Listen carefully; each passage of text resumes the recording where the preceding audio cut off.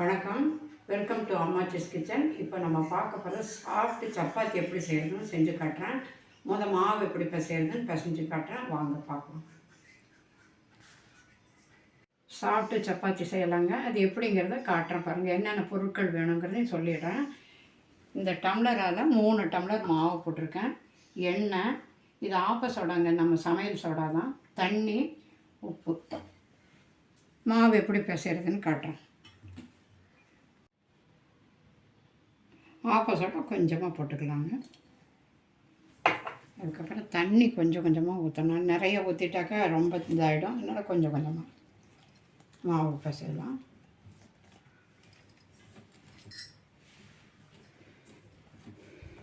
இந்த டைப்பில் உப்பும் போட்டுங்க, சால்ட்டு போட்டுக்கலாம். இதுக்கு தேவையான அளவு உப்பு.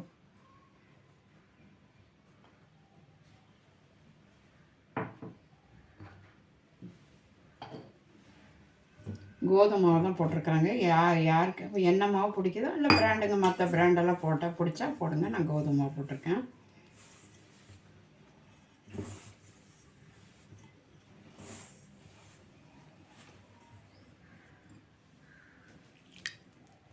கொஞ்சம் கொஞ்சமாக தண்ணி எப்போதும் ஊற்றணும். நிறைய ஊற்றிட்டோன்னா ரொம்ப கொழப்பாயிடும். அதனால் கொஞ்சமாக ஊற்றிடணும்.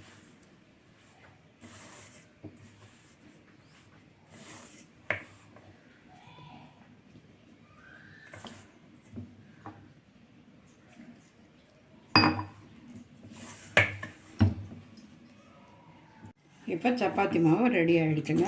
நல்லா இந்த மாதிரி கெட்டி பதமாக பிசைஞ்சு வச்சுக்கலாம். இதுக்கு மேலே கொஞ்சம் எண்ணெய் விட்டு நல்லா மாவை பிசைஞ்சு மூடி வச்சுட்டோன்னா 2 மணி நேரம் கழித்து பண்ணலாம்.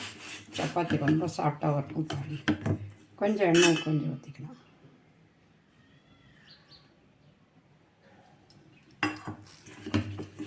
அவ்வளோதாங்க.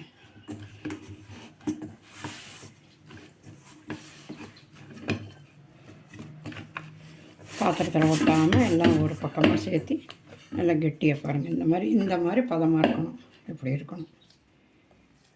அப்படி இருந்ததுன்னா நல்லா சப்பாத்தி நல்லாயிருக்கும். தண்ணி மாத்திரம் ஜாக்கிரதையாக ஊற்றுங்க. எடுத்தோன்னே டக்குன்னு ஊற்றிட்டோன்னா கொழப்பாயிடுச்சுன்னா அப்புறம் மாவு பத்தாது போயிடுச்சுன்னா கஷ்டம். அதனால் எப்போதும் இந்த மாவு போட்டுட்டு உப்பும் போட்டுட்டு கொஞ்சம் கொஞ்சமாக சோடா, துளியோண்டு சோடா போட்டு இது பண்ணிடணும். அவ்வளோதான்.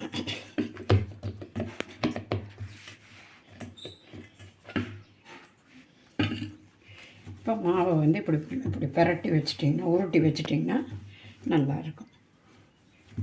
இப்போ இந்த பிசைஞ்ச மாவை சப்பாத்தி கட்டாக இருந்தால் சப்பாத்திலையும் செய்யலாம். இல்லை இந்த மாதிரி ஸ்லாப் இருந்தால் ஸ்லாப்லேயும் போட்டு உருட்டி எடுத்து வச்சா நல்லா பாருங்கள். இப்போ நல்லா வந்துடுச்சு. அவ்வளோ எடுத்து மூடி வச்சிடலாம். ஒரு 2 மணி நேரம் கழித்து சப்பாத்தி செஞ்சு காட்டலாம். 2 மணி நேரத்துக்கு முன்னாலே இந்த சப்பாத்தி மாவு பிசைஞ்சு ரெடியாக வச்சுருக்காங்க. இப்போ அந்த சப்பாத்தி எப்படி தேய்ச்சி எப்படி ரெடி பண்ணணுங்கிறது காட்டுறேன். உருண்டை பண்ணி லேசாக மாவு தொட்டுக்கலாம்.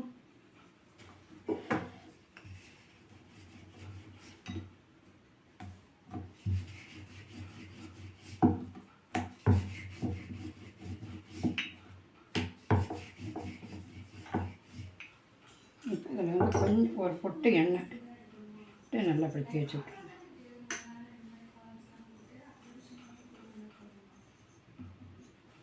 மடிச்சிருங்க. அப்படி மடிச்சிட வேண்டியது. அவ்வளோதான்.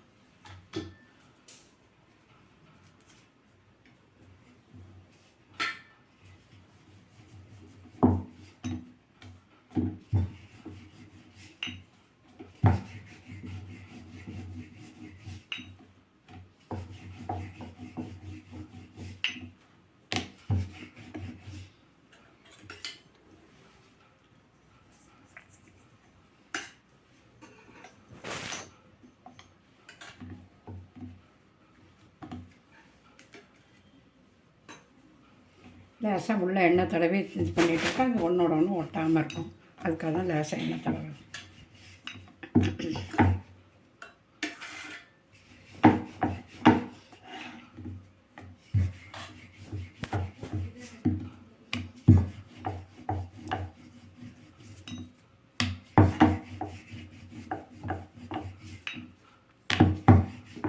முக்கோணமாக போடும்போது இந்த மூளை எல்லாம் திக்கு இல்லாமல் ஒரே லெவலாக வச்சுக்கணும். அவ்வளோ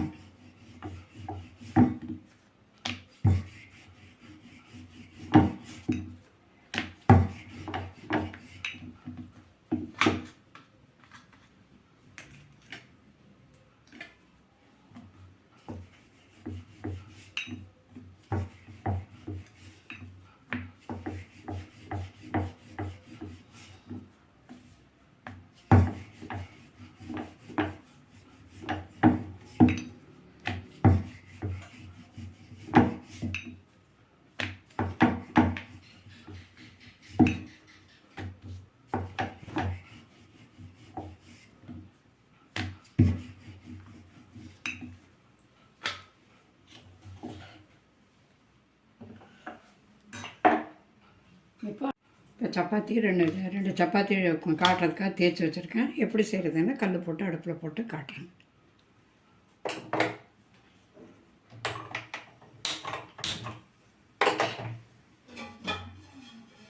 இந்த மாதிரி கொஞ்சம் திக்கான தோசைகள் போட்டிங்கன்னா நல்லாயிருக்கும். கொஞ்சம் ஸ்ட்ராங்காக முதல்ல ஹைலே வச்சுருங்க, நல்லா சூடேறட்டும். அதுக்கப்புறம் சிம்மில் வச்சு பண்ணணும். ஹைலே கல் மாத்திரம் நல்லா சூடேறணும். இப்போ கல் நல்லா சூடாயிருச்சுங்க. இந்த டைம் இதில் வந்து சப்பாத்தி இதில் போடலாம்.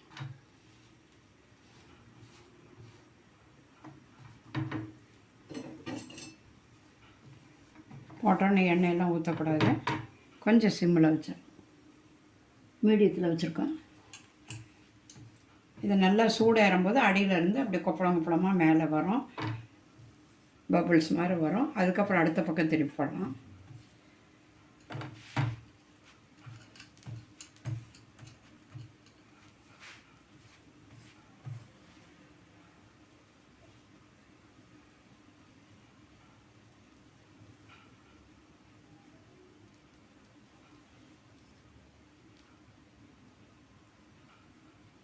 இப்போ அடுத்த பக்கம் திருப்பி போடலாம்.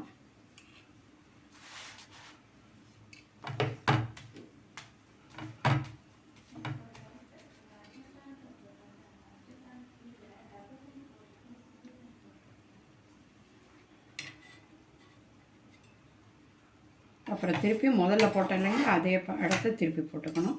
இப்போ தான் கொஞ்சம் எண்ணெய் விடணும்.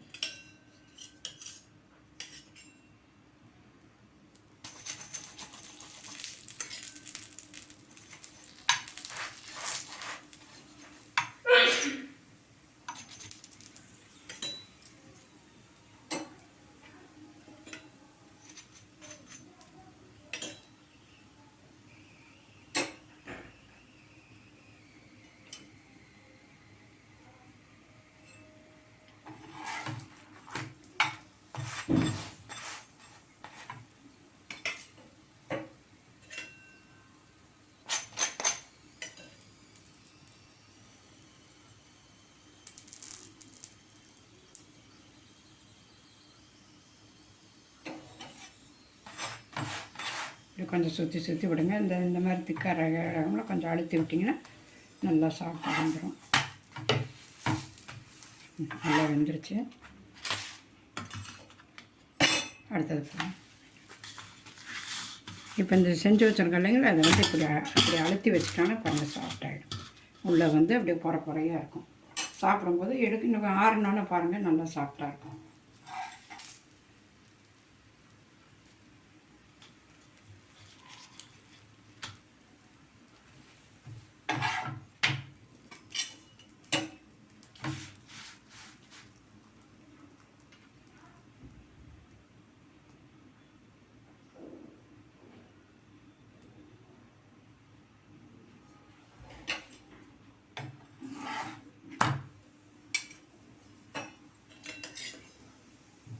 இதில் கொஞ்சம்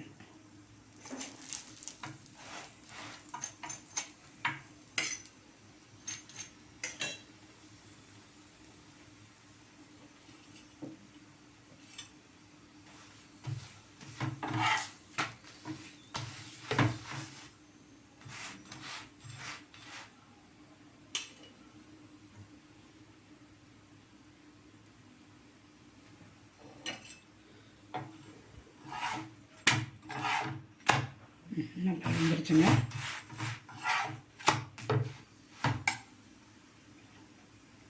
அடுப்பு ஆஃப் பண்ணிக்கலாம்.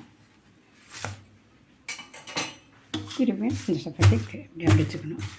இப்படி அடிச்சுட்டு வச்சுட்டு பாருங்கள் பொறையாக இருக்கும். இந்த மாதிரி சப்பாத்தி நல்லா வெந்திருக்கு. அதே நேரம் நல்லா பொறையாக இருக்கும். என்ன நமக்கு தொட்டுக்க வேணுமோ அதை வச்சு தோசை சாப்பிட்டு சப்பாத்தி ரெடி ஆகிடுச்சுங்க. நீங்களும் வீட்டில் செஞ்சு பார்த்துட்டு எப்படி இருக்குன்னு சொல்லுங்கள். சப்ஸ்கிரைப் பண்ணுங்கள். நன்றி, வணக்கம்.